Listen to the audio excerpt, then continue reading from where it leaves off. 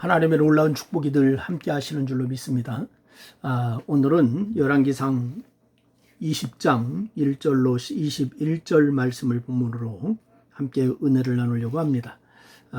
여러분, 이스라엘의 제7대 왕이 아합이죠. 그야말로 종잡을 수 없는 그런 인물입니다.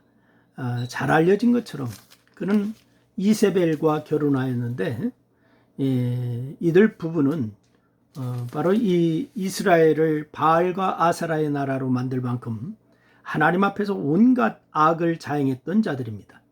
하나님의 선지자들을 멸하고 바알 선지자들을 육성하고 나봇의 포도원 사건에서 우리가 알 수 있듯이 자신이 원하는 것이라면은 폭력과 거짓말과 살인을 저지르더라도 꼭 가져야 했던 그런 인물이 됩니다. 그런데 이 성경에 기록된 아합의 모습은 그것과 정반대의 모습들도 있습니다. 예를 들어서 징계를 선언하시자 아합은 그 옷을 찢고 굵은 배로 온몸을 동이고 금식하고, 그래서 굵은 배에 누우며 행보를 천천히 했습니다. 그런데 그 모습이 가식이 아니었기 때문에 하나님께서는 그 겸비함을 인하여서 재앙을 그 시대에 내리지 않겠다라고 이렇게 말씀하시는 것을 볼 수가 있습니다. 어떻게 그 악한 자가 그렇게 겸비할 수가 있었을까요? 정말 알 수 없는 그러한 인물이죠. 그럼에도 아합은 바로 이 아들의 이름을 뭐라고 하냐, 여호와께서 붙드신다, 이런 뜻으로 이름을 지었습니다. 그래서 하나님과의 관계를 완전히 끊은 것은 아니었어요.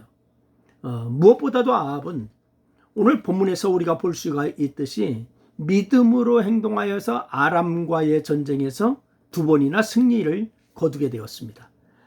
그에 대한 이 전체적인 평가는 차후로하고 오늘 이 본문에 나타난 그의 믿음과 순종만 한번 살펴보려고 합니다. 첫째는 아합은 아람을 중심으로 한 연합군의 공격을 받았습니다. 그래서 아합이 이스라엘을 다스릴 당시에 신흥 강대국이 있었죠. 그 나라가 아수르였습니다. 이 아수르가 남쪽으로 세력을 확장하면서 주변 국가들은 일대 혼란에 빠지게 됩니다. 특히 아수르와 이스라엘 사이에 자리한 이 아람은 아수르를 견제하기 위해서 주변 여러 국가들을 제압하여서 자신의 영향력 아래 복속시키는데, 그렇게 해서 무려 32명의 왕들이 베나단의 명령대로 행동하게 되었습니다. 이제 이 베나단은 이스라엘 역시 복속시켜서 아수르에 대항할 힘을 키우고자 그렇게 계획을 세웁니다. 그래서 32명의 왕들과 함께 군대를 일으켜서 이스라엘의 수도인 사마리아를 에워싸게 되죠. 그 군대의 규모가 워낙 컸기 때문에 이스라엘 왕 아합은 두려움에 빠지게 됩니다. 그러면서 내 주 왕이여 라고 부르짖으면서 그렇게 나와 내 것은 다 왕의 것이니이다 라고 자세를 낮추게 됩니다. 그러나 베나단이 은금만 아니라 아합의 아내들과 자녀들을 넘기라고 요구하자 그것만큼은 할 수 없다라고 거절하게 되죠. 우리말로 말대로 죽으면 죽었지 그렇게는 못하겠다, 이것이죠. 최후의 그런 것은 할 수가 없다라고 아합이 대항을 했던 것입니다. 하지만 베나단이 공격을 시작하면서 방어할 힘이 전혀 없었기 때문에 아합은 내일을 기약할 수 없는 그런 일생일대의 큰 위기에 봉착하게 되었습니다.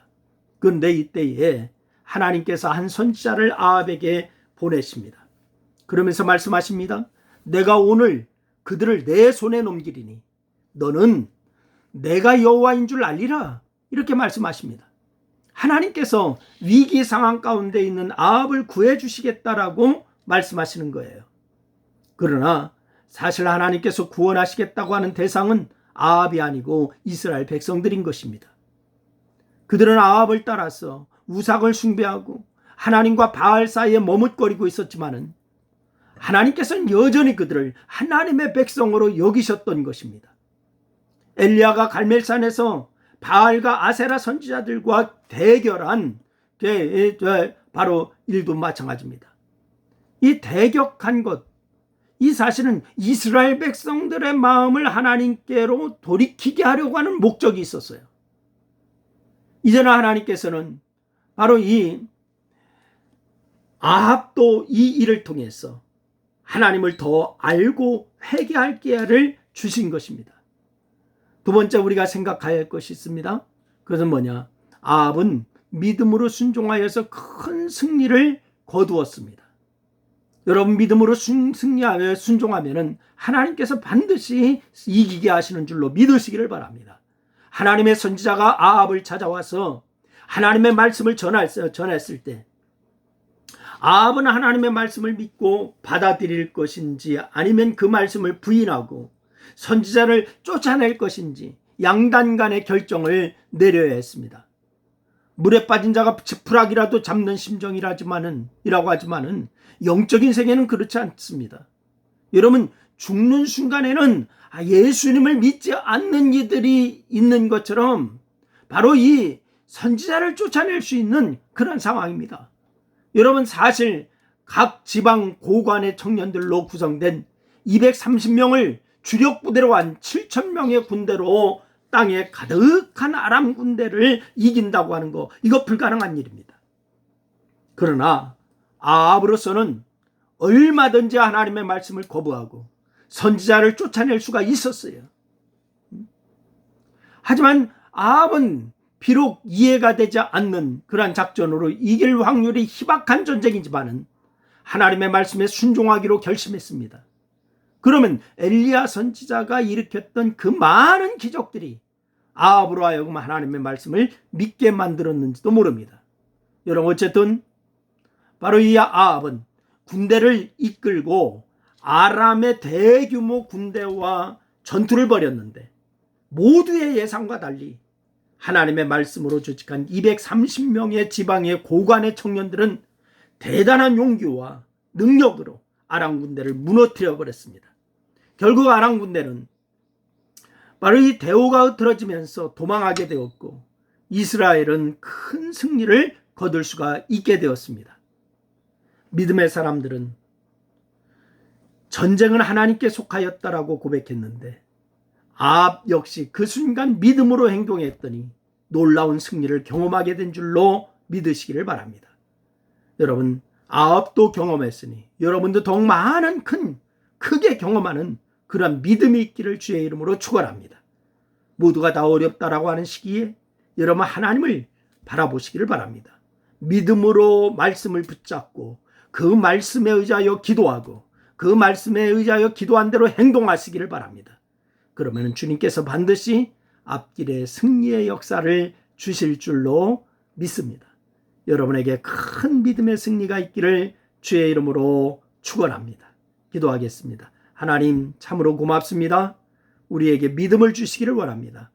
아합이 비록 이제 하나님 앞에 이제 후에는 악한 사람이다라고 하는 그런 것을 봤지만은 그러나 그 과정에서는 믿음으로도 승리하는 것을 발견했습니다. 하나님, 우리도 믿음으로 주님 앞에 전진하는 믿음이 있게 하여 주시고 믿음의 승리가 있게 하여 주시옵소서. 예수님의 이름으로 기도드리옵나이다. 아멘.